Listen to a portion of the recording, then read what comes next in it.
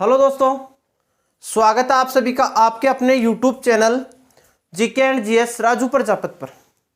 तो कैसे हैं दोस्तों आप सभी। उम्मीद करता हूं आप सभी मस्त होंगे, स्वस्थ होंगे, आप अपनी तैयारी में व्यस्त होंगे। देखो, हमारा टॉपिक चल रहा था मारवाड़ के इतिहास को हम पढ़ रहे थे और लास्ट कक्षा में हमने मारवाड़ के इतिहास को पूरा पढ़ लिया था।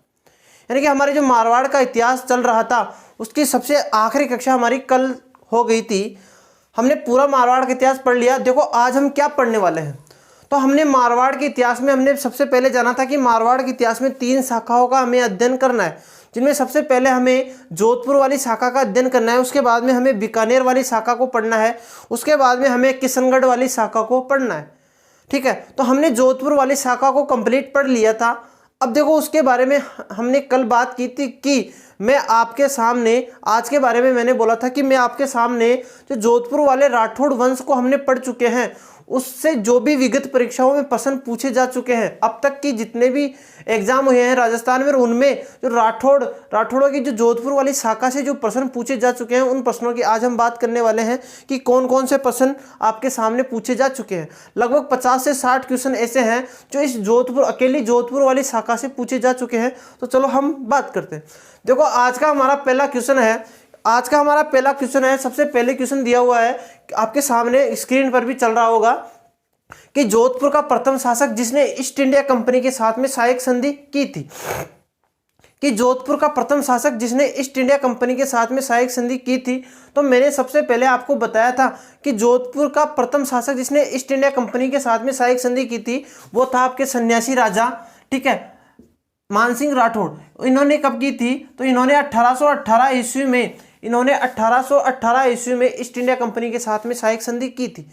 अब देखो हमने कल उस दिन बात की थी जब हमने पढ़ा था कृष्णा कुमारी विवाद। 1807 में जो कृष्णा कुमारी विवाद हुआ था उसमें हमने ये बात जानी थी कि जयपुर का शासक जगत सिंह सेकंड, इस समय यानी कि जयपुर का शासक जगत सिंह सेकंड, उन्होंने भी ईस्ट इंडिया कंपनी के साथ में सहायक संधि कर ली थी। मेवाड़ का शासक भीम सिंह, तो मेवाड़ का प्रथम शासक भीम सिंह था जिसने ईस्ट इंडिया कंपनी के साथ में सहायक संधि कर ली थी।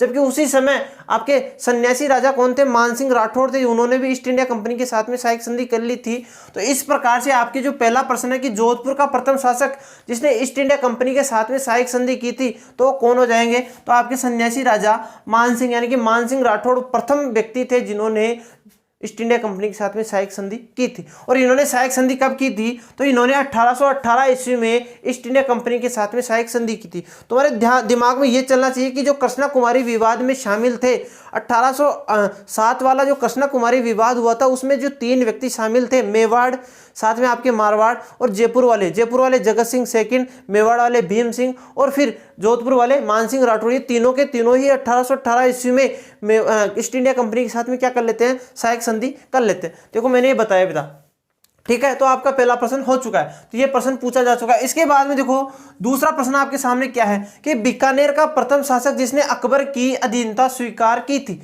कि बीकानेर का प्रथम शासक आपके सामने चल रहा है कि बीकानेर का प्रथम शासक जिसने अकबर की अधीनता स्वीकार की थी। तो इस प्रश्न का जो तो उत्तर हो जाएगा आपके कल्याणमल हो जाएगा। क्या हो जाएगा? कल्याणमल हो जाएगा। अब देखो ये कल्याणमल किस प्रकार से हुआ? तो अकबर ने यहाँ पर नागौर में 1570 में, नवंबर 1570 में अकबर के द्वारा कौन सा दरबार लगाया गया था? 1570 ईस्वी में अकबर के द्वारा नागौर में नागौर दरबार लगाया गया था और उसमें राजस्थान के कुछ शासकों ने भाग लिया था, जिनमें बीकानेर के शासक कौन थे? कल्याणमल थे। यानी कि बीकानेर का प्रथम शासक जिसने आपके अकबर की अधीनता स्वीकार की और नागौर दरबार में भाग लिया वो कल्याणमल था। जैसलमेर का शासक कौन था? तो जैसलमेर का उस समय शासक था आपके सामने हर्राय भाटी। कौन था? हर्राय भाटी, जिसने जो है आपके नागौर दरबार में भाग लिया था। यानी कि अकबर की अधीनता स्वीकार करने वाला पहला व्यक्ति जैसलमेर का कौन था? हर्राय भाटी था। उसके बाद में यदि हम बात करें जोधपुर की, तो जोधपुर का कौन था? तो जोधपुर का था आपके उदय सिंह। यानी कि उदय सिंह ने जो है आपके नागौर दरबार में भाग लिया था।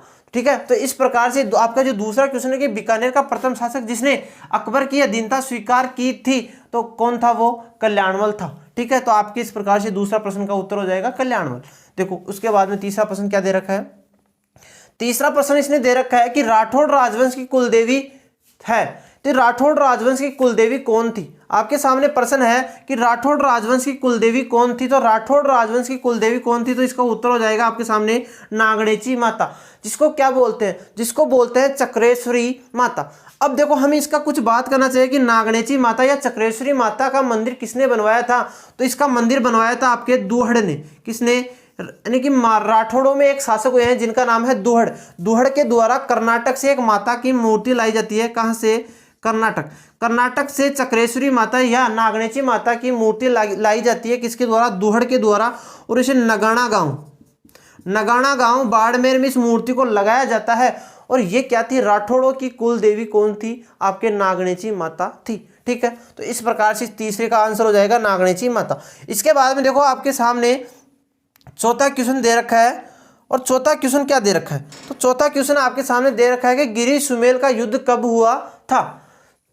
इंपॉर्टेंट प्रश्न है, एक बार ये क्वेश्चन पूछा गया और इसमें एग्जैक्ट डेट पूछी थी आपके सामने। कौन सी?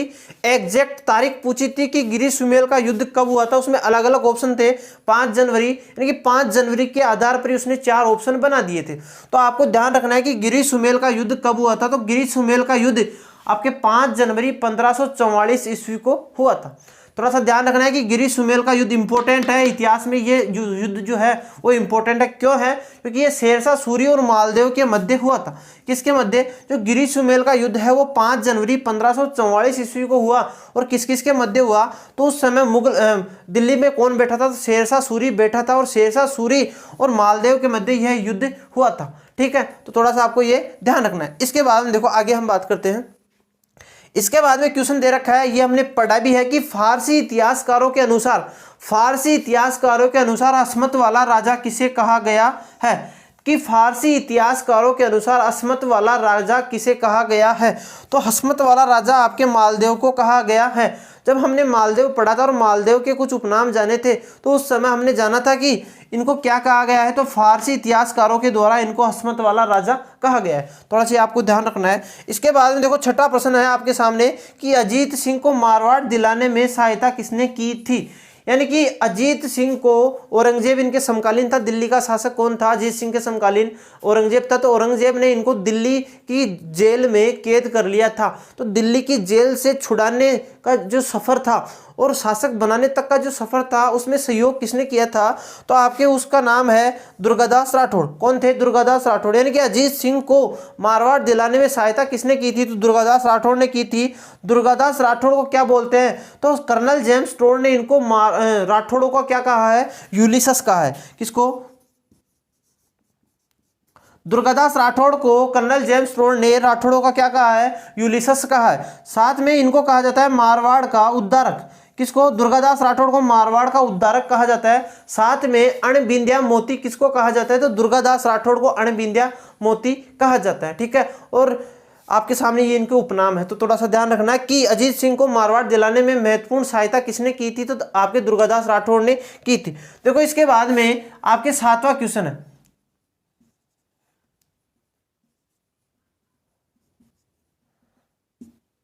या 12वां। देखो आपके सामने 7वां क्वेश्चन दे रखा है कि मारवाड़ की पन्नाधाई किसको बोलते हैं। ये भी क्वेश्चन आपके सामने पूछा जा चुका है कि मारवाड़ की पन्नाधाई किसको बोलते हैं। कि मारवाड़ की पन्नाधाई किसको बोलते हैं? तो मारवाड़ की जो पन्नाधाई थी वो गोराधाई को बोलते हैं। अब मारवाड़ की पन्नाधाई गोराधाई को क्यों बोलते हैं? ये बात आपके किससे जुड़ी हुई है? तो ये बात आपके अजीत सिंह के साथ में जुड़ी हुई है। किस प्रकार से जुड़ी हुई है? कि अजीत सिंह को औरंगजेब ने दिल्ली की जेल में क्या कर लिया था? कैद कर लिया था। और दिल्ली की जेल से मुक्त किसने करवाया? तो अभी हमने जाना है कि अजीत सिंह को दिल्ली की कैद से मुक्त करवाया था आपके दुर्गादास राठौड़ ने। और दुर्गादास राठौड़ का सहयोग किसने किया था? तो वहां पर दुर्गादास राठौड़ का सहयोग किया था आपके गोराधाई ने। गोराधाई ने अपने पुत्र का बलिदान देकर अजीत सिंह को जेल से बाहर निकाला था। इस कारण जो है आपके मारवाड़ की पन्नाधाई किसको बोलते हैं? गोराधाई को बोलते हैं। और वैसे पन्नाधाई थी कौन? तो मेवाड़ की पन्नाधाई थी जिसने अपने पुत्र चंदन का बलिदान देकर उदय सिंह की क्या बचाई थी? जान बचाई थी। इस कारण उसको बोलते हैं पन्नाधाई। वास्तविक पन्नाधाई वो थी। उसके बाद में देखो हम बात करते हैं कि मारवाड़ की पन्नाधाई किसको बोलते हैं। तो मारवाड़ की पन्नाधाई आपके गोराधाई को बोलते हैं। ठीक है, आगे हम बात करते हैं, देखो कि प्रताप का पथ प्रदर्शक किसको कहा जाता है। ये प्रश्न भी आपके सामने पूछा जा चुका है कि महाराणा प्रताप का पथ प्रदर्शक किसको बोला जाता है, कि महाराणा प्रताप का पथ प्रदर्शक किसको बोला जाता है। तो महाराणा प्रताप का जो पथ प्रदर्शक बोला जाता है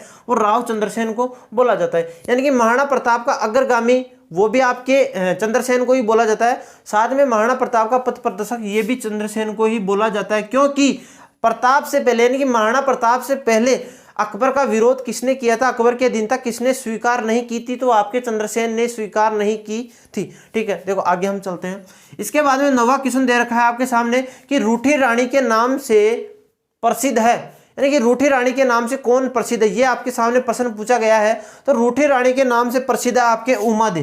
कौन है? उमादे। और उमादे किसकी पत्नी थी, तो ये थी मालदेव की पत्नी। किसकी? राठौड़ राजा मालदेव की पत्नी का क्या नाम था? उमादे था। और उमादे लूणकर्ण भाटी यानी जैसलमेर के शासक लूणकर्ण भाटी की क्या थी? पुत्री थी। जैसे ही विवाह होता है किसके साथ में? उमादे का विवाह मालदेव के साथ में होता है। तो कुछ मालदेव की गंदी हरकतों के कारण उमादे इससे रूठकर कहां पर आ गई थी? आपके अजमेर आ गई थी। कहां पर आ गई थी? अजमेर आ गई थी। और अजमेर में ही रूठी रानी का क्या बना हुआ है? महल बना हुआ है। तो थोड़ा सा ध्यान रखना है कि इतिहास में प्रसिद्ध रूठी रानी कौन थी। तो इतिहास में जो प्रसिद्ध रूठी रानी थी वो आपके सामने कौन थी? उमादे थी। ठीक है, ध्यान रह जाएगा। इसके बाद देखो 10वां प्रश्न हम जानते हैं कि मारवाड़ के राठौड़ वंश का संस्थापक था, यानी कि मारवाड़ के राठौड़ वंश की स्थापना किसने की थी, यानी कि संस्थापक कौन था। तो आपके सामने मैंने इस बात का जिक्र कर चुका हूं मैं कि मारवाड़ के राठौड़ वंश का संस्थापक तो राव सिंह था। कौन था? राव सिंह ने लगभग 1212 ईस्वी के आसपास राठौड़ वंश की क्या कर दी थी? नींव रख दी थी। लेकिन इसका जो वास्तविक संस्थापक कौन था, कि राठौड़ वंश का वास्तविक संस्थापक आपके सामने राव चूड़ा को माना जाता है। थोड़ा सा आपको ध्यान रखना है कि राठौड़ वंश का संस्थापक अलग है। राठौड़ वंश का संस्थापक कौन है? राव सिंह है। ठीक है, जबकि राठौड़ वंश का वास्तविक संस्थापक कौन है? तो राठौड़ वंश का वास्तविक संस्थापक आपके सामने राव चूड़ा है। ठीक है, देखो आगे प्रश्न दे रखा है, 11वां प्रश्न दे रखा है आपके सामने कि तख्त सिंह के राज्याभिषेक में कौन सा पीए शामिल था, यानी कि तख्त 1857 की क्रांति के समय मारवाड़ का शासक कौन था? हमने बात की है पहले कि 1857 की क्रांति के समय मारवाड़ का शासक था तख्त सिंह। और इसका एक सेनापति था जिसका नाम था ओनाड सिंह। ओनाड सिंह ने बिथोड़ा का युद्ध में भाग लिया था 8 सितंबर 1857 ईस्वी को, जिसमें कौन मारा गया था? तो इसका सेनापति ओनाड सिंह यहाँ पर मारा गया था। क्वेश्चन पूछा है आपके सामने कि तख्त सिंह के समय जो तख्त सिंह का राज्याभिषेक हुआ था उसमें कौन सा पीए यानी कि पॉलिटिकल एजेंट शामिल था? तो आपके सामने उसका उत्तर हो जाएगा लॉर्ड लुडलो, यानी कि लॉर्ड लुडलो आपके तख्त सिंह के राज्याभिषेक में शामिल था। ठीक है, तो ये प्रश्न है आपके सामने। इसके बाद में देखो 12वां प्रश्न आपके सामने दे रखा है कि राव जोधा ने मंडोर कब जीता था। ठीक है, कि राव जोधा ने मंडोर कब जीता था? तो राव जोधा ने 1453 ईस्वी में मंडोर को क्या कर लिया था? जीत लिया था। जैसे ही इसने मंडोर को जीता था, मंडोर को जीतने के बाद में ही 1453 ईस्वी में आवल बावल की क्या हुई थी? संधि हुई थी, जिसको क्या बोलते हैं? मेवाड़ मारवाड़ संधि किसको बोलते हैं? आवल बावल की संधि जो 1453 ईस्वी में हुई थी उसी को मेवाड़ मारवाड़ की संधि बोलते हैं। किस किस के मध्य हुई थी? तो मेवाड़ के उस समय शासक थे राणा कुंभा, और मारवाड़ के शासक कौन थे? तो मारवाड़ के शासक आपके सामने राव जोधा थे। इन दोनों के मध्य मेवाड़ मारवाड़ संधि होती है। और इसमें इसका मुख्य केंद्र क्या था? यानी कि जो आपके आवल बावल की संधि हुई है इसके बाद में उसका मुख्य केंद्र था आपके सोजत पाली को इसका मुख्य केंद्र बनाया गया था। और इसमें क्या शर्त तय की गई थी? इसमें यह शर्त तय की गई, इसमें मेवाड़ और मारवाड़ की सीमा का क्या किया गया था? निर्धारण किया गया था। और यह भी बात तय की गई थी जी कि जहां पर सर्वाधिक खेजड़ी के पेड़ है वो क्षेत्र किसके अंडर में होगा? मारवाड़ के अंडर में होगा। जहां पर सर्वाधिक आम के पेड़ है वहां पर किसका अधिकार होगा? मेवाड़ का अधिकार होगा। तो दोस्तों ये इस प्रकार से आपके सामने 12 क्वेश्चन है। देखो आगे हम बात करते हैं और आगे हम चलते हैं। देखो आगे देखते हैं हम। देखो हम 12 क्वेश्चन को देख चुके हैं। देखो 13वां क्वेश्चन आपके सामने। तो 13वां क्वेश्चन क्या बोलता है? तो 13वां क्वेश्चन बोला गया है, 13वां क्वेश्चन पूछा गया है आपके सामने कि मारवाड़ के किस शासक ने अकबर की अधीनता स्वीकार की थी? कि मारवाड़ का प्रथम शासक। अब यहाँ पर मारवाड़ का मतलब क्या है? कि जोधपुर का प्रथम शासक जिसने अकबर की अधीनता स्वीकार की थी। तो हमने अभी भी बात की थी, थोड़ी देर समय पहले बात की थी, और हम आगे बात करने वाले हैं, नागौर दरबार के समय बात करने वाले हैं फिर से, कि मारवाड़ का प्रथम शासक यानी कि जोधपुर का प्रथम शासक जिसने अकबर की अधीनता स्वीकार की थी, तो वो था आपके सामने मोटा राजा उदय सिंह। कौन था? मोटा राजा उदय सिंह। यानी कि जोधपुर का प्रथम शासक जिसने अकबर की अधीनता स्वीकार की थी तो वो आपके सामने था मोटा राजा उदय सिंह। देखो इसके बाद में 13वां क्वेश्चन हो गया। इसके बाद 14 क्वेश्चन पूछता है कि धर्मत का युद्ध कब हुआ था वह किस किस के मध्य हुआ था। यानी कि धर्मत का युद्ध कब हुआ था वह किस किस के मध्य हुआ था। तो धर्मत का युद्ध सबसे पहले हम बात करते हैं कि धर्मत का युद्ध आपके सामने 1658 ईस्वी को लड़ा गया था। कब लड़ा गया था? जो धर्मत का युद्ध है वो 1658 ईस्वी को लड़ा गया था। और धर्मत का युद्ध क्यों हुआ था? तो इसका मुख्य कारण था कि शाहजहां के 4 पुत्र थे। कितने पुत्र थे? शाहजहां के 4 पुत्र थे, यानी कि दारा, शुजा, मुराद और औरंगजेब। दारा, शुजा, मुराद और औरंगजेब, इन चारों के मध्य उत्तराधिकार संघर्ष शुरू होता है। और इनके मध्य यानी कि शाहजहां किसको शासक बनाना चाहता था? तो शाहजहां अपने बाद में दारा शिकोह यानी कि अपना जो बड़ा पुत्र था दारा शिकोह है उसको शासक बनाना चाहता था। तो दारा शिकोह और औरंगजेब के मध्य धर्मत का युद्ध होता है आपके 1658 ईस्वी में। उसमें जो जोधपुर का शासक कौन था जिसने दारा शिकोह का क्या किया था? सहयोग किया था। तो आपके सामने जसवंत सिंह थे। और जसवंत सिंह की मृत्यु जमरूद आपके अफगानिस्तान में हुई थी। वहां पर जब उनकी मृत्यु हुई उस समय औरंगजेब ने कहा था कि आज कुफर का गढ़ क्या है? टूट चुका है। यानी कि आज कुफर का दरवाजा, गढ़ नहीं, कुफर का दरवाजा टूट चुका है। ये किसने कहा था? तो जसवंत सिंह की मृत्यु पर औरंगजेब ने कहा था। तो आपको इस प्रश्न के अनुसार ध्यान रखना है कि जसवंत सिंह औरंगजेब के मध्य ये युद्ध हुआ था। देखो इसके बाद में 15वां प्रश्न है कि जेता व कुप्पा किस शासक के सेनापति थे? कि जेता व कुप्पा किस शासक के सेनापति थे? तो आपके सामने है राव मालदेव। कि जेता व कुप्पा राव मालदेव के क्या थे? सेनापति थे। यानी कि बहुत ही बड़े योद्धा थे जेता और कुप्पा मालदेव के सेनापति थे। इसके बाद में देखो अगला क्वेश्चन है कि जहांगीर ने किसे दल थम्मन की क्या दी थी? उपाधि दी थी। तो ध्यान रखना है कि जहांगीर ने गज सिंह को क्या दी थी? गज सिंह को दल थम्मन की क्या दी थी? उपाधि दी थी। जबकि हम बात करें कि पृथ्वीराज राठौड़ के पास में कौन सी उपाधि है? तो उनके पास है दल पंगुल की। ध्यान रखना उनके पास में उपाधि है दल पंगुल। दल पंगुल की उपाधि किसके पास में है? तो पृथ्वीराज चौहान के पास में। पृथ्वीराज चौहान के पास में तो कौन सी है? दल पंगुल की उपाधि है। ठीक है, जिनको बोलते हैं विश्व विजेता। दल पंगुल का मतलब क्या होता है? विश्व विजेता, जो किसके पास में है? पृथ्वीराज चौहान यानी तृतीय के पास में है। और इसके बाद में हम बात करें दल थम्मन यानी दल को थामने वाला, किसको कहा गया है? तो ये जो उपाधि दी थी वो जहांगीर ने गज सिंह को दी थी। ठीक है, थोड़ा सा ध्यान रखना है कि दल पंगुल तो आपके पृथ्वीराज चौहान की है, साथ में दल थम्मन किसकी है? गज सिंह की ये उपाधि है। इसके बाद में शासक है कि मारवाड़ के किस शासक ने अकबर की अधीनता स्वीकार नहीं की थी? तो मारवाड़ का प्रथम शासक जिसने अकबर की अधीनता स्वीकार नहीं की थी यानी कि अकबर का विरोध किया था, उनको बोलते हैं महाराणा प्रताप का पथ प्रदर्शक यानी कि महाराणा प्रताप का अग्रगामी। और महाराणा प्रताप का अग्रगामी कौन था?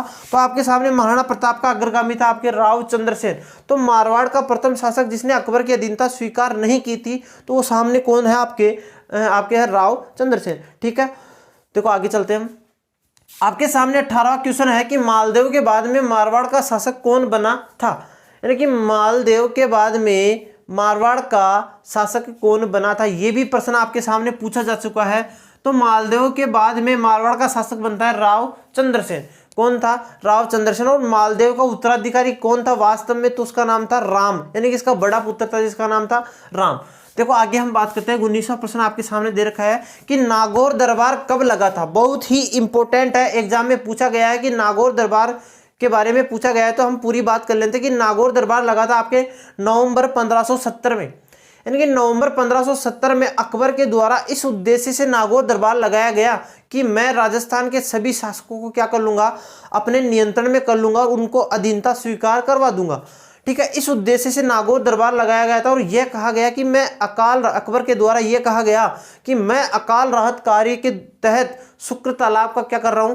निर्माण कर रहा हूं। तो यहां पर नागौर दरबार लगा था नवंबर 1570 में। थोड़ा सा आपको ध्यान रखना है। साथ में हम बात करें कि नागौर दरबार में तीन शासकों का आपको ध्यान रखना है कि जैसलमेर का प्रथम शासक कौन था? हर्राय भाटी, जिसने मुगलों की अधीनता स्वीकार की थी यानी कि अकबर की अधीनता स्वीकार की। जैसलमेर का प्रथम शासक जिसने अकबर की अधीनता स्वीकार की हर्राय भाटी था।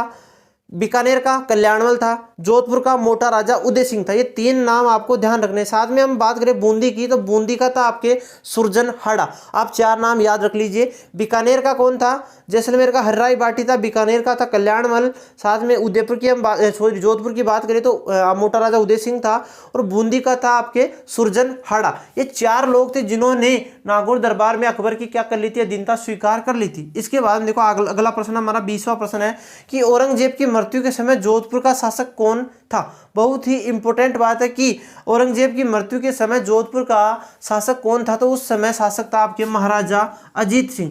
कौन था? महाराजा अजीत सिंह औरंगजेब की मृत्यु के समय जोधपुर का शासक था। देखो उसके बाद में प्रश्न आता है आपके सामने कि मंडोर को राजधानी किसने बनाया था? कि मंडोर को पहली बार, जोधपुर की राजधानी मंडोर को पहली बार कौन बनाता है? तो जोधपुर की राजधानी मंडोर को पहली बार आपके सामने राव चूड़ा बनाता है। ठीक है, तो थोड़ा सा आपको ध्यान रखना है कि मंडोर को राजधानी किसने बनाया था? तो मंडोर को राजधानी राव चूड़ा ने बनाया था। इसके बाद हम देखो बात करते हैं कि जोधपुर के संस्थापक कौन थे? तो जोधपुर के संस्थापक, इंपॉर्टेंट क्वेश्चन है कि जोधपुर के संस्थापक थे आपके सामने राव जोधा। कि जोधपुर की स्थापना किसने की? तो जोधपुर की स्थापना राव जोधा के द्वारा की गई थी। कब की गई थी? तो 1459 ईस्वी में की गई थी। और इसके 100 साल बाद में 1559 ईस्वी में उदयपुर शहर की स्थापना किसके द्वारा की गई थी? उदय सिंह के द्वारा की गई थी। थोड़ा सा ध्यान रखना है, दोनों आपको याद रह जाएंगे। यदि आपको जोधपुर वाली याद है तो मेवाड़ वाला याद रह जाएगा, मेवाड़ वाला याद है तो जोधपुर वाला। तो जोधपुर की स्थापना राव जोधा के द्वारा 1459 ईस्वी में की गई थी। ठीक है, थोड़ा सा आपको ध्यान रखना है। और उदयपुर की स्थापना 1559 ईस्वी में उदय सिंह के द्वारा की गई थी, यानी कि उनका जो पोता था अमर सिंह, ठीक है, प्रताप का पुत्र, उनके जन्म की खुशी में उदयपुर की स्थापना की गई थी। और जो आपके जोधपुर की स्थापना है जोधपुर की स्थापना की गई थी वो करणी माता के हाथों से ही जो इसकी स्थापना की गई थी। देखो आगे हम बात करते हैं जोधपुर किसने बसाया था? तो जोधपुर आपके राव जोधा ने बसाया था 1459 ईस्वी में। इसके बाद में 23वां क्वेश्चन है आपके सामने कि राठौड़ शब्द बना है।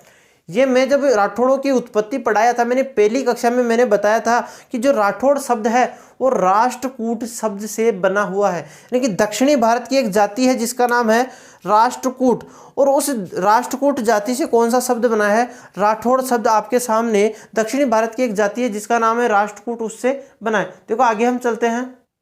हम आपके सामने 24वां क्वेश्चन है कि कुंडा पंथ की स्थापना किसने की थी? कि कुंडा पंथ की स्थापना किसने की थी? तो कुंडा पंथ की स्थापना आपके मल्लीनाथ जी ने की थी। कि मल्लीनाथ राठौड़ ने कुंडा पंथ की स्थापना की थी। ठीक है, तो किसने? मल्लीनाथ राठौड़ ने। अब मल्लीनाथ जी क्या है? तो जब हम कला संस्कृति पढ़ेंगे तब हम जानेंगे कि मल्लीनाथ जी क्या है। तो इनका जो प्रसिद्ध मंदिर बना हुआ है वो कहाँ पर बना हुआ है? तो इनका तिलवाड़ा बाड़मेर में, इनका प्रसिद्ध मंदिर आपके तिलवाड़ा बाड़मेर में बना हुआ है। तो कुंडा पंथ की स्थापना आपके मल्लीनाथ जी राठौड़ ने की थी। इसके बाद देखो इंपॉर्टेंट प्रश्न आ जाता है कि आवल बावल की संधि कब हुई थी? कि आवल बावल की संधि आपके सामने कब हुई थी? कि आवल बावल की संधि आपके सामने हुई थी 1453 ईस्वी में। आवल बावल की संधि होती है मारवाड़ और मेवाड़ के मध्य। कि मारवाड़ और मेवाड़ के मध्य 1453 ईस्वी में जो है आपके आवल बावल की संधि होती है। इसको क्या बोलते हैं? तो इसको मेवाड़ मारवाड़ की संधि भी बोलते हैं। कि मेवाड़ मारवाड़ की संधि किसको बोलते हैं? तो आवल बावल की संधि को इसको बोलते हैं। किस किस के मध्य हुई थी? उस समय जो है मंडोर पर अधिकार किसने कर लिया था? तो राव जोधा ने 1453 ईस्वी में मंडोर पर अधिकार कर लिया था। तो उसके ऊपर आक्रमण करने के लिए कौन जा रहा था? तो राणा कुंभा उन पर आक्रमण करने के लिए वापस से जा रहा था। ठीक है, तो इन दोनों के मध्य क्या हुआ थी? आवल बावल की संधि हुई थी। और राणा कुंभा और राणा कुंभा और राव जोधा, जोधपुर वालों की उपाधि क्या लगती है? राव लगती है। और आपके राणा किसके लगती है? मेवाड़ वालों की उपाधि लगती है। तो राणा कुंभा और राव जोधा के मध्य आवल बावल की संधि हुई थी, यानी कि मेवाड़ मारवाड़ संधि हुई थी। उसमें यह शर्त तय की गई थी कि जहां पर खेजड़ी के सर्वाधिक पेड़ होंगे वो क्षेत्र किसका होगा? तो वो मारवाड़ का क्षेत्र होगा। और जहां पर सर्वाधिक आम के पेड़ होंगे वो क्षेत्र किसका होगा? तो वो क्षेत्र आपके मेवाड़ का होगा। और जो आवल बावल की संधि का मुख्य केंद्र बनाया गया था वो किसको बनाया गया था? सोजत पाली को। सोजत पाली इसका मुख्य केंद्र था। इस प्रकार से आवल बावल संधि हुई थी। इसके बाद में देखो गुड़ला नृत्य कहाँ पर किया जाता है, कि गुड़ला नृत्य कहाँ पर किया जाता है, तो गुड़ला नृत्य आपके मारवाड़ में किया जाता है, मुख्यतः जोधपुर में गुड़ला नृत्य किया जाता है। इसकी पुत्री थी, यानी कि गुड़ला की पुत्री थी जिसका नाम था गिंदोली, यानी कि गुड़ला की एक पुत्री थी जिसका नाम था गिंदोली। गिंदोली के द्वारा मारवाड़ में गुड़ला नृत्य शुरू किया गया था। ठीक है, तो गुड़ला नृत्य किसकी याद में शुरू किया जाता है, तो गुड़ले की याद में यह किया जाता है। यानी कि सिर के ऊपर मटका रखा जाता है, मटके के अंदर छिद्र किए जाते हैं, मटका सिर के ऊपर मटका रखकर मटके के चारों तरफ छिद्र किए जाते हैं और उन छिद्रों के माध्यम से तो उसमें हवा जाती रहती है और उसके अंदर दीपक जलाकर ये नृत्य किया जाता है। इसके बाद में देखो मारवाड़ का पितृहंता किसे कहते हैं, कि मारवाड़ का पितृहंता कौन था, ये प्रश्न बहुत ही ज्यादा इंपॉर्टेंट है। तो मारवाड़ के दो पितृहंता थे आपके सामने, एक पितृहंता था तो मालदेव था, कि मारवाड़ का पहला पितृहंता आपके सामने कौन था, तो मारवाड़ का पहला पितृहंता आपके सामने मालदेव था। मालदेव ने अपने पिता राव गंगा की क्या कर दी थी, मामादेव कुंड में धक्का देकर हत्या कर दी थी। इस कारण मालदेव को क्या कहते हैं, तो मालदेव को बोलते हैं मारवाड़ का पहला पितृहंता। इसके बाद में देखो मारवाड़ का दूसरा पितृहंता किसको बोलते हैं, तो मारवाड़ का दूसरी पितृहंता जो बोलते हैं वो आपके भक्त सिंह को बोलते हैं। किसको बोलते हैं, भक्त सिंह को बोलते हैं। भक्त सिंह ने अपने बड़े भाई अभय सिंह के कहने में आकर अपने पिता अजीत सिंह की क्या कर दी थी, हत्या कर दी थी। ठीक है, तो इस प्रकार से ये मारवाड़ के दो पितृहंता है। साथ में हम बात करें कि चौहानों का पितृहंता किसको बोलते हैं, तो चौहानों का जो पितृहंता है वो जगदेव को बोलते हैं। देखो आगे हम प्रश्न चलते हैं, अगला वाला जो हमारा प्रश्न है, प्रश्न नंबर है हमारा 27 हो गया। इसके बाद देखो 28 की बात करते हैं कि पाहेबा साहेबा का युद्ध कब हुआ था, कि पाहेबा साहेबा का युद्ध आपके सामने कब हुआ था, तो पाहेबा साहेबा का जो युद्ध हुआ था आपके सामने वो कब हुआ था, 1542 ईस्वी में पाहेबा साहेबा का युद्ध हुआ था। थोड़ा सा ध्यान रखना कि पाहेबा साहेबा का युद्ध कब हुआ था, तो पाहेबा साहेबा का युद्ध 1542 ईस्वी में हुआ था। किस किस के मध्य हुआ था, तो बीकानेर और जोधपुर के मध्य पाहेबा साहेबा का युद्ध हुआ था 1542 ईस्वी में। और बीकानेर का शासक कौन था, यह बात इंपॉर्टेंट है कि बीकानेर का शासक उस समय था जेतसी। कौन था, जेतसी। और मारवाड़ का शासक कौन था, मालदेव था। तो पाहेबा साहेबा के युद्ध किन किन के मध्य हुआ, तो मालदेव और जेतसी के मध्य हुआ था। इसके बाद देखो अगला क्वेश्चन है हमारा 29 नंबर क्वेश्चन है कि गिरी सुमेल का युद्ध कब हुआ था, कि गिरी सुमेल का युद्ध कब हुआ था। इंपॉर्टेंट, एक बार इसकी एग्जैक्ट तारीख तक पूछी गई थी कि गिरी सुमेल का युद्ध कब हुआ था, तो आपको तारीख भी याद करनी है कि गिरी सुमेल का जो युद्ध हुआ था 5 जनवरी 1544 ईस्वी को हुआ था। कब हुआ था, 5 जनवरी 1544 ईस्वी को गिरी सुमेल का युद्ध हुआ था। किसके मध्य हुआ था, तो शेरशाह सूरी व मालदेव के मध्य हुआ था। किसके मध्य, मालदेव। कि शेरशाह सूरी, उस समय दिल्ली का शासक कौन था, तो सूर वंश का शासक था शेरशाह सूरी। शेरशाह सूरी व मालदेव के मध्य गिरी सुमेल का युद्ध हुआ था 5 जनवरी 1544 ईस्वी को। बहुत ही ज्यादा इंपॉर्टेंट है। और यहाँ पर जीत किसकी होती है, तो शेरशाह सूरी इसमें विजय होता है और मालदेव इसमें हार जाता है। लेकिन शेरशाह सूरी यहाँ पर हारता ही जीता था, यानी कि इसकी हार लगभग तय हो चुकी थी। लेकिन पीछे से एक सेना की रिजर्व टुकड़ी आ जाती है, उसके बाद में शेरशाह सूरी यहाँ पर जीत जाता है। तो इसने इस युद्ध के बारे में एक बहुत अच्छी लाइन बोली थी। किसने, कि गिरी सुमेल युद्ध के बारे में शेरशाह सूरी ने बहुत अच्छी लाइन बोली थी कि मैं एक मुट्ठी भर बाजरे के लिए हिंदुस्तान की बादशाहत खो देता। ये किसने कहा था, तो शेरशाह सूरी ने कहा था। और किस युद्ध के बारे में कहा था, तो ये आपके गिरी सुमेल के युद्ध के बारे में कहा था कि मैं एक मुट्ठी भर बाजरे के लिए हिंदुस्तान की क्या खो देता, बादशाहत खो देता। ठीक है, तो ये था गिरी सुमेल का युद्ध। इसके बाद में देखो तीसरा प्रश्न है कि कटार का धनी किसको बोलते हैं, कि कटार का धनी किसको बोलते हैं, तो कटार का धनी आपके बोलते हैं अमर सिंह राठौड़ को। किसको बोलते हैं, अमर सिंह राठौड़ को, क्योंकि इन्होंने बख्शी सलावत खा के क्या कर दी थी, आपके आगरा के किले में अपनी तलवार से गर्दन यानी कि सीने में तलवार डाल दी थी उनके। किसके, बख्शी सलावत खा के शाहजहां के दरबार में थे और वहां पर अपनी तलवार के माध्यम से बख्शी सलावत खा के क्या कर दी थी, गर्दन यानी कि सीने में तलवार उतार दी थी। इसके बाद में इनको कहा जाने लगा था कटार का धनी। और ये वहां से भागे, किस दरवाजे से भागे थे, हमने इसकी बात की थी, तो बुखारा दरवाजे से ये भागे थे। उसका बाद में नाम परिवर्तन किया गया और उसका नाम रखा गया था अमर सिंह का फाटक। किसका, अमर सिंह का फाटक। अमर सिंह का फाटक इसका नाम रखा गया था। बाद में कहते हैं कि उसको परमानेंट बंद कर दिया गया था, उसके बाद में एक अंग्रेज अधिकारी के द्वारा उसको खोला गया था। ये हम पढ़ चुके हैं कक्षा में। देखो आज आगे की हम बात करते हैं कि 31वां प्रश्न है कि आज कुफ्र का दरवाजा टूट गया है। ये किसने कहा था और किसके बारे में कहा था, ये बात भी इंपॉर्टेंट है कि आज कुफ्र का दरवाजा टूट चुका है। सबसे पहले तो हम बात करते हैं कि किसने कहा था, तो औरंगजेब ने यह कहा था कि आज कुफ्र का दरवाजा क्या है, टूट गया है। और किसके बारे में कहा था, तो औरंगजेब ने जसवंत सिंह की मृत्यु हुई थी।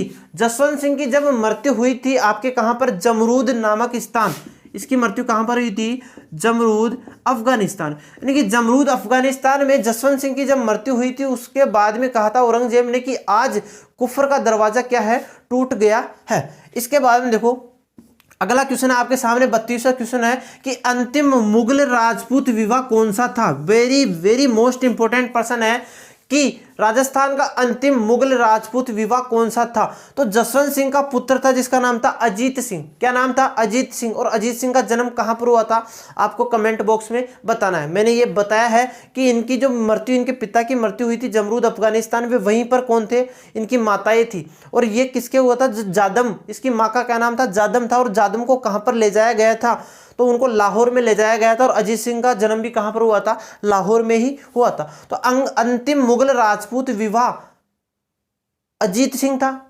जोधपुर का शासक, और उसकी पुत्री थी जिसका नाम था इंद्र कुंवरी। क्या नाम था, इंद्र कुंवरी। अजीत सिंह की पुत्री इंद्र कुंवरी का विवाह उस समय का जो दिल्ली में मुगल बादशाह था उसका नाम था फर्रुखसियर। क्या नाम था, फर्रुखसियर। तो अंतिम मुगल राजपूत विवाह ये था आपके सामने, अजीत सिंह की पुत्री इंद्र कुंवरी का विवाह मुगल बादशाह फर्रुखसियर के साथ में हुआ था। ये था अंतिम मुगल राजपूत विवाह। इसको आप स्टार लगा के लिख लेना, ठीक है। इसके बाद में देखो 33वां प्रश्न आपके सामने है आर्य समाज। मैंने शॉर्ट में लिख लिया है इसको, इस प्रश्न को छोटा रूप दे दिया है मैंने कि आर्य समाज के बारे में कुछ पूछा है कि आर्य समाज की स्थापना किसने की, तो दयानंद सरस्वती जी ने 1875 ईस्वी में मुंबई में आर्य समाज की स्थापना की थी, ठीक है। इसके बाद में देखो एक और बात करना चाहिए आर्य समाज की कि 1881 ईस्वी में, यानी कि राजस्थान में आर्य समाज की स्थापना कब हुई है और कहां पर हुई है, तो राजस्थान में जो आर्य समाज की स्थापना हुई थी वो 1881 ईस्वी में अजमेर में हुई थी। थोड़ा सा आपको ध्यान रखना है। और भारत लेवल पर आर्य समाज की स्थापना कब हुई थी, तो 1875 ईस्वी में मुंबई में आर्य समाज की स्थापना किसके द्वारा की गई थी, तो दयानंद सरस्वती जी के द्वारा आर्य समाज की स्थापना की गई थी।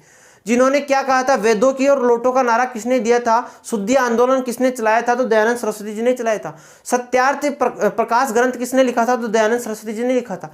और दयानंद सरस्वती जी ने 1883 ईस्वी में मेवाड़ में परोपकारिणी सभा की स्थापना की और उसका जो अध्यक्ष बनाया था वो सज्जन सिंह के समय सज्जन सिंह को बनाया था। तो ध्यान रखना है कि मेवाड़ किसके समय दयानंद सरस्वती जी आए थे, तो मेवाड़ में आए थे आपके सज्जन सिंह के समय, ठीक है। थोड़ा सा आपको ध्यान रखना है। और आपके मारवाड़ किसके समय आए ये आपको कमेंट बॉक्स में बताना है। इसके बाद में देखो 34वां नंबर का क्वेश्चन है आपके सामने कि राजस्थान का ताजमहल किसको कहते हैं।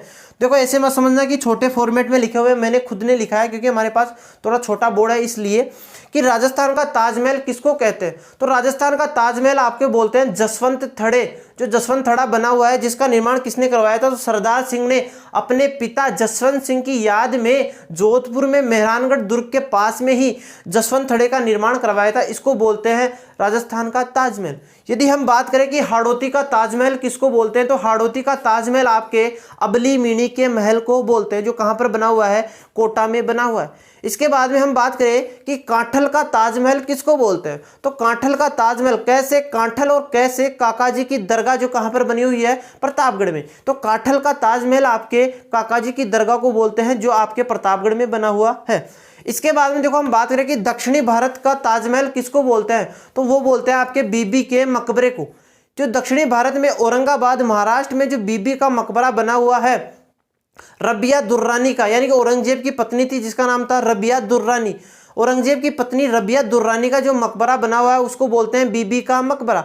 ये कहां पर बना हुआ है, तो औरंगाबाद महाराष्ट्र में बीबी का मकबरा बना हुआ है जिसको बोलते हैं दक्षिणी भारत का, जो दक्षिणी भारत का ताजमहल बोलते हैं। और उसको क्या बोलते हैं कि उसको बोलते हैं ताजमहल की भद्दी नकल, उसी को बोलते हैं, साथ में उसी को बोलते हैं ताजमहल की फुहड़ नकल। इसके बाद में हम बात करें कि ताजमहल का पूर्वगामी किसको बोलते हैं, तो ताजमहल का पूर्वगामी बोलते हैं आपके हुमायूं के मकबरे को, जो कहाँ पर बना हुआ है, आपके दिल्ली में बना हुआ है। तो ताजमहल के ये कॉन्सेप्ट थे, वो आपको ध्यान रखना है। वैसे ताजमहल कहाँ पर बना हुआ है, वास्तविक जो ताजमहल है वो आगरा में शाहजहां के द्वारा बनवाया गया था अपनी पत्नी की मृत्यु के बाद में। देखो इसके बाद में 35वां नंबर क्वेश्चन है कि मारवाड़ का आधुनिक निर्माता किसको कहते हैं, कि मारवाड़ का आधुनिक निर्माता किसे कहते हैं, तो मारवाड़ का आधुनिक निर्माता आपके उमेद सिंह को कहते हैं। इसके बाद में लास्ट में बात करना चाहूंगा कि आजादी व एकीकरण के समय जोधपुर का शासक कौन था, तो आजादी व एकीकरण के समय जोधपुर का शासक था आपके सामने हनुमंत सिंह। कौन था, हनुमंत सिंह। और आज की लास्ट क्वेश्चन है कि भारत की अंतिम राजमाता कौन थी, तो भारत की अंतिम राजमाता कौन थी, ये आपको कमेंट बॉक्स में बताना है। ओके ठीक है, तो आज हमने कुछ महत्वपूर्ण 35 क्वेश्चन किए हैं। कितने, ये 35 क्वेश्चन एग्जैक्ट आपके जोधपुर का जो राठौड़ वंश है उससे डायरेक्ट एग्जाम में पूछे जा चुके हैं। ठीक है, इसका मैं आपको प्रूफ भी दे चुका हूं कि किस किस एग्जाम में ये पूछे जा चुके हैं। आपके सामने जब क्वेश्चन चल रहे थे तो स्क्रीन पर आपको पता चल रहा था कि कौन सा क्वेश्चन किस एग्जाम में पूछा गया है। ठीक है, तो इस प्रकार से हम जब भी टॉपिक पढ़ेंगे उसके बाद में एक कक्षा इस प्रकार से हम आपके सामने मैं लाता रहूँगा कि जो भी क्वेश्चन पूछे जा चुके हैं उनके आपको एक साथ उपलब्ध करवा दिया जाए। अब देखो कल हम कौन सा टॉपिक शुरू करेंगे, तो कल हम टॉपिक शुरू करेंगे आपके जो राठौड़ वंश की दूसरी शाखा है बीकानेर की, यानी राव जोधा का पुत्र बीका, जिसने 1488 ईस्वी में बीकानेर की स्थापना की थी, उसके बारे में हम पढ़ेंगे कल। अब यदि आप हमारे चैनल पर नए हो तो चैनल को सब्सक्राइब करना है। ठीक है, ओके, थैंक यू।